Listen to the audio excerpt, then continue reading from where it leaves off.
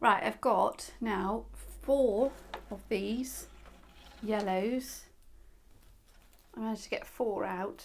So I've done 3 for the big piece, and then I did 1 extra for later on as a maybe. I want to add that in to make it all dramatic. And this one, now I've used a whole metre here. The only bits left were sort of little triangles on each end, which should have been too small. So I used the rest. 1, 2, 3, 4, 5, 6, 7, 8, 9, 10. So that's 10, and that doesn't look very wide, to be honest. You know, so you might think you want more than that, but what we're going to do is chop some of these in half because these are very long and you're not going to want to hat that long. So we can chop the biggest ones in half and then we'll leave the other ones. Then we've also got the other 4 from that section, or 3 if we just want to use 3, and then that will add on an extra few inches there, so probably extra 5 inches. So we might have enough, but if you find at the end of the day you want your design to be really twisted, really big, then you can make more of them. Let's see if I can find the longest one. So not that one, not that one.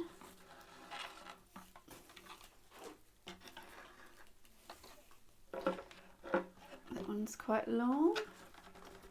So these are going to be the middle section, so the longest ones.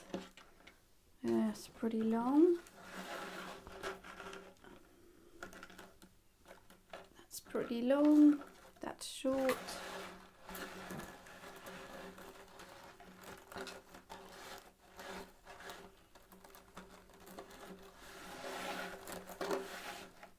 So my longest 2 are these 2.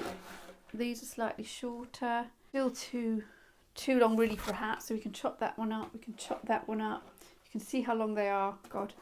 So this one, definitely, let's chop this in half.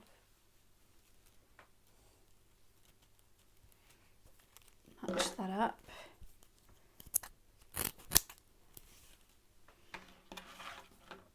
This one as well.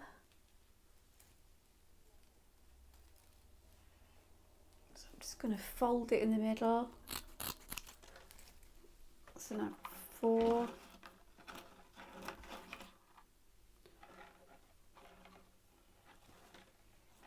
Check, this one is also pretty long. So even like this, that's still pretty long, but if you imagine it twisted a bit, it's still going to be quite long. So that's long enough to cut.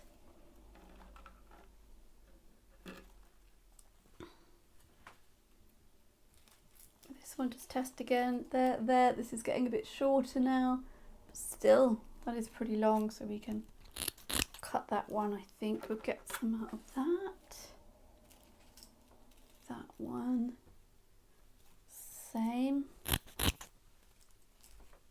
You can see we're getting more now, but this one, actually, well, this is pretty long, too long, and this is getting shorter. But I've got to remember then that this one will go on the edge. Now these ones down here that I chopped away, they're pretty long on their own, but also cut. When I cut the end off, they're actually going to be quite short. So I might just leave all of those ones, and we can always cut an area off either side of those ones later on. So we've got loads of blue, we've got 4 yellow, and then we need to start putting them together. So what we're going to do is lay them all up like a stack, and then we're going to twist it. But you can't sort of keep them all as a stack unless you start sewing them together. And you can't get your needle right the way through all of this. And I also want to iron them as well, so iron them flatter. But the quicker way to iron them is to iron them in bunches rather than iron every single separate one and then put them together. So what I'm going to do is choose like a bunch of, say, 3 to 5 to see what I can sew through. So if I push that down and I iron that down and then I iron that down, that's 3. Can I get my needle through that? Yes. This is 4, this is 5. Starting to stack them up. It's getting thicker now. So 5 I would stop. So I'm going to have a bunch of 5 and then more bunches of 5s and put them on. So when I've got 5, I would then line them all up perfectly on top of each other, which takes a little bit of fiddling, and then we can get an iron and iron all the way down just to sort of sandwich them all together. So I can put them on top of each other, put a stitch through, make sure they're all facing the same way, so when you've got the bit with two sides, they're all facing one way, and the bit with one edge faces the other way. So line them all up, find the exact middle with your tape measure. You can chop off your rough ends as well, so you don't want these. Chop off those first, line them all up, then stitch through, and then we will iron it all flat. So the first mission then is to cut off all these rough bits, and then we'll really see our length.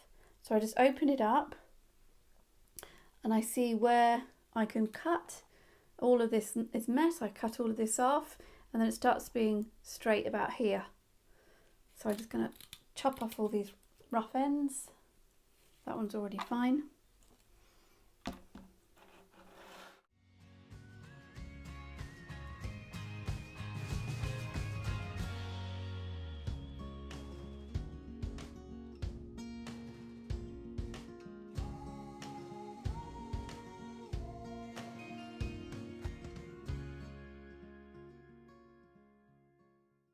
Okay, so you want to put them together. The other thing you can think about is to have your longest ones in the middle and your shortest ones on the outside, because you don't want to suddenly be twisting it and you've suddenly got a short one in the middle and you're like, ah, damn it, I wish I could have had a long one. So long ones in the middle and shorter ones on the outside, because we will then cut a bit of a shape on each end, which is going to be a slight curve, so we will be cutting some of the ends off. But you just don't want a little short one, so make sure you don't have any really, really short ones in the middle. So if we can do them in stacks of similar lengths, so the sort of the long ones, you know, you've got a bit of a stack, they could taper in a bit because they're not all going to be the same size as one, and then your shorter ones, and just have a think about it so that when you've got your stacks, you've got, you know, longer ones in the middle and shorter ones on the outside. Okay, I'm going to put this together now.